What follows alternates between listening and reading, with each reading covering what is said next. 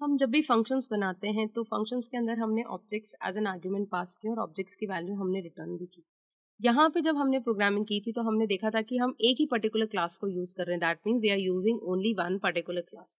Is there any case क्या हम दो क्लासेस के डेटा मेंबर्स को यूज कर सकते हैं, या मैं किसी दो डिफरेंट डिफरेंट क्लासेस की बात करके उनके different different data members, may be they belong to private data members और प्रोटेक्टेड डेटा मेंबर्स, क्या मैं उनको अपने प्रोग्राम में यूज कर सकती हूँ? क्या मैं उन दोनों क्लासेस को आपस में इंटरेक्ट करवा सकती हूँ? Hello everybody, welcome to WSQ tech. आज का जो हमारा लेक्चर है वो एक बेसिकली बहुत ही डिफरेंट टॉपिक को कंसर्न करता है, जिसको हम बोलते हैं friend function. Friend function as the name suggest, friend का मतलब क्या होता है? Whenever we talk about something, friend को हम क्या बोलते हैं? That we are very cordial with them. हम उनकी कुछ चीजें होती है जो हम बिना उनसे पूछे यूज करते हैं, and we are very close to them. Like अगर आप स्कूल्स की बात करते हैं, कॉलेज की बात है, ये मेरा फ्रेंड है, दिस इज समथिंग। तो अगर मैं इसी कंसेप्ट को क्लास में अप्लाई करती हूँ तो क्या वो क्लास क्या करेगा? क्या वो क्लास के अंदर अगर कोई ऐसा फंक्शन मेरे प्रेजेंट है, फ्रेंड फंक्शन, दैट मीन्स अगर कोई दो क्लासेस है जो आपस में इंटरेक्ट करना चाहती है तो हम उसके लिए क्या यूज कर सकते हैं? फ्रेंड फंक्शंस का यूज कर सकते हैं। तो ये फ्रेंड फंक्शंस एक्चुअल में होते क्या है? सो इट्स बेसिकली एक बहुत ही डिफरेंट फंक्शन होते हैं जो आप किसी भी क्लास को बिलोंग नहीं करते हैं। अगर आप किसी दो क्लास की बात कर रहे हैं जो आपस में इंटरेक्ट करना चाहते हैं तो ये फंक्शन दोनों क्लास में से किसी भी क्लास को बिलोंग नहीं करेंगे, but their declaration will exist in both the classes. यानी उसका उस फंक्शन का जो प्रोटोटाइप होगा या जो उसका डिक्लेरेशन होगा वो दोनों क्लासेस में एग्जिस्ट करेगा। एंड अगर आप अब उनके प्राइवेट डेटा मेंबर्स को इजीली एक्सेस करना चाहते हैं without the help of objects, तो आप इनका यूज कर सकते हैं। तो इनकी ही जरूरत सबसे ज्यादा फ्रेंड फंक्शंस में होती है। The basic and the most important जो उसका यूज होता है वो यही होता है कि आप किसी दो क्लास, डिफरेंट क्लास के डेटा मेंबर्स को आपस में इंटरेक्ट करवाना चाहते हैं। लेट्स जस्ट सी मैं कैसे कर सकती हूँ इस पर्टिकुलर सेट को। मैं यहाँ पे दो क्लासेस का यूज करूंगी। लेट्स सपोज मेरी जो फर्स्ट क्लास है वो है क्लास ए। ठीक है, हम इसको पहले ही क्लोज कर देते हैं।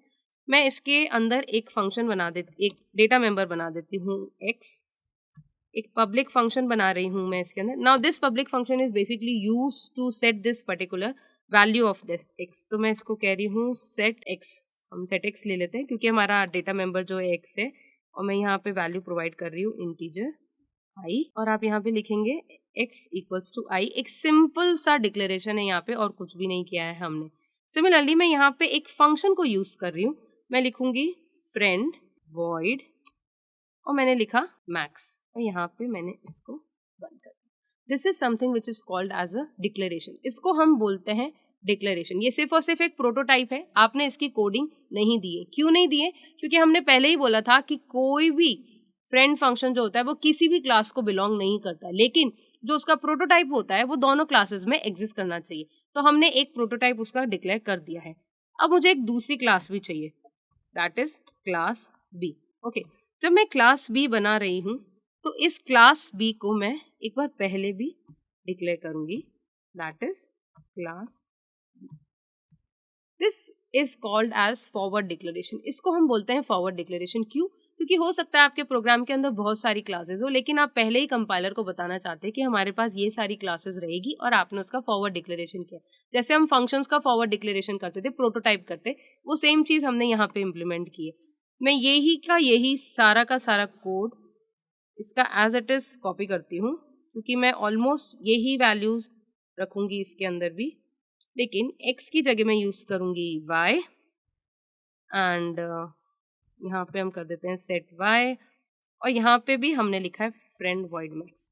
अब इसका एक प्रोटोटाइप में ये भी कहता है कि जब आप इस फंक्शन को डिक्लेयर करते हैं तो फ्रेंड और वॉइड आपस में इंटरचेंज कर सकते हैं। यानी आप जब उसका प्रोटोटाइप, उस फंक्शन का प्रोटोटाइप डिक्लेयर कर रहे हैं तो फ्रेंड जो कीवर्ड है आप वो पहले लिख सकते हैं और फिर उसका रिटर्न टाइप लिख सकते हैं, या आप रिटर्न टाइप पहले लिख सकते हैं और जो हमारा फ्रेंड कीवर्ड है आप उसको बाद में लिख सकते हैं। बोथ आर करेक्ट, दोनों ही प्रोटोटाइप आपके बिल्कुल करेक्ट है। अब जब आपने क्लास बना दी है, क्लास ए बना दी, क्लास बी बना दी, दोनों के अंदर आपने एक एक डेटा मेंबर्स डिक्लेयर भी कर दी और उनकी वैल्यूज को आपने असाइन भी कर दिया। अब जो हमारा नेक्स्ट स्टेप होता है वो होता है कि आप इनकी वैल्यूज को कंपेयर करो, that is max. Friend function जो है हम हमारा उसको डिक्लेयर करना चाहते हैं। मैं लिखती हूँ वॉइड मैक्स, जिसके अंदर आप दो पैरामीटर्स पास कर रहे हैं। कौन से? आपकी एक क्लास है बी का ऑब्जेक्ट आप पास कर रहे हैं, लेट्स सपोज एक्स और वाई हम ले चुके हैं ऑलरेडी, एच, एक बी का ऑब्जेक्ट पास किया आपने एच, और let's make this class a bit one, let's make it as ABC और इसको बना देते BCD so that it becomes easy for us to write the names. BCD class A, BC का object बनाया आपने H और BCD का object बनाया आपने J. ठीक है, आपने दो ऑब्जेक्ट्स बना दिए. अब यही चीज आपको यहाँ पे भी लिखनी पड़ेगी क्योंकि prototype should match the declaration and prototype should match with each other. अब आप सबसे यहाँ पे क्या कंपैरिजन कर रहे हो? मैं कंपैरिजन कर रही हूँ if h dot x is greater than equals to j dot y, आप लिखेंगे cout, right cout h dot x else cout j dot y. ऐसे सी हमने यहाँ पे कुछ भी नहीं किया है, मैंने यहाँ पे क्लास दो ऑब्जेक्ट्स पास किए हैं, दो डिफरेंट क्लास के ऑब्जेक्ट्स पास किए हैं, दैट इज abc का h और bcd का j पास किया.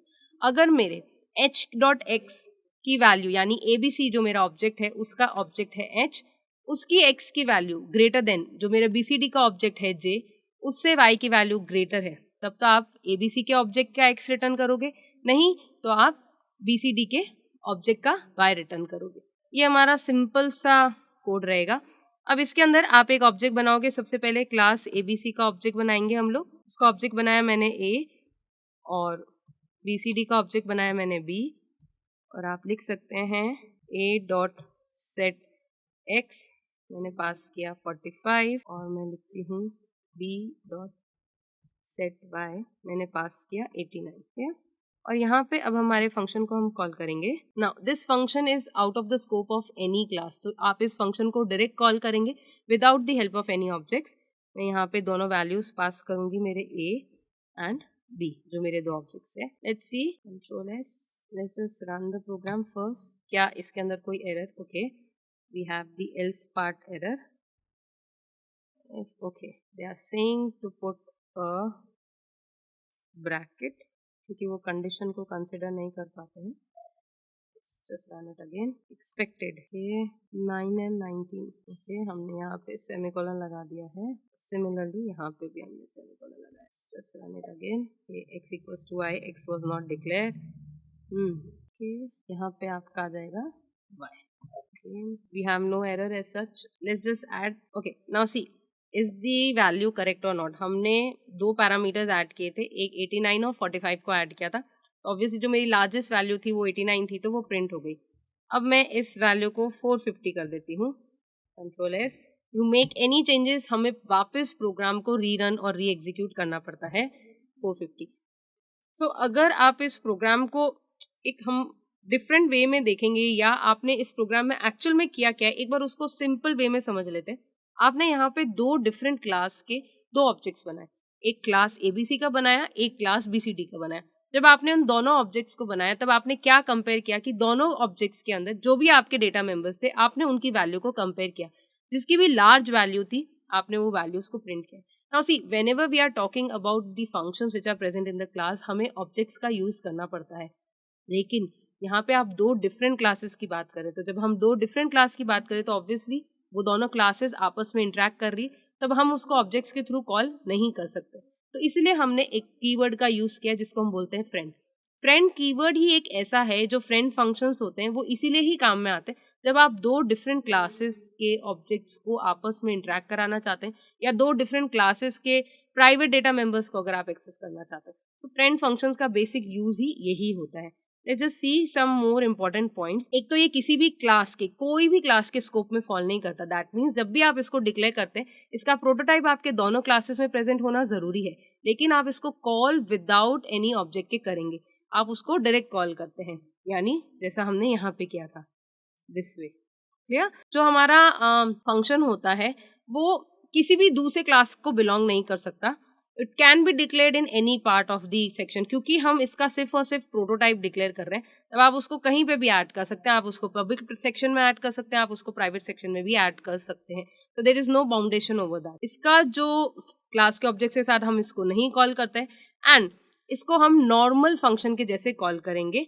And they can also use the class objects as an argument. यानी अभी तक हमने यहाँ पे हमने जो फंक्शन बनाया है वो डेफिनेटली हमने एक ऑब्जेक्ट्स ही पास किए क्लास के, आप विदाउट उसके भी कॉल कर सकते हैं। इट्स नॉट रिक्वायर्ड कि हमेशा ये क्लास के ऑब्जेक्ट्स को ही एज एन आर्ग्यूमेंट लेगा।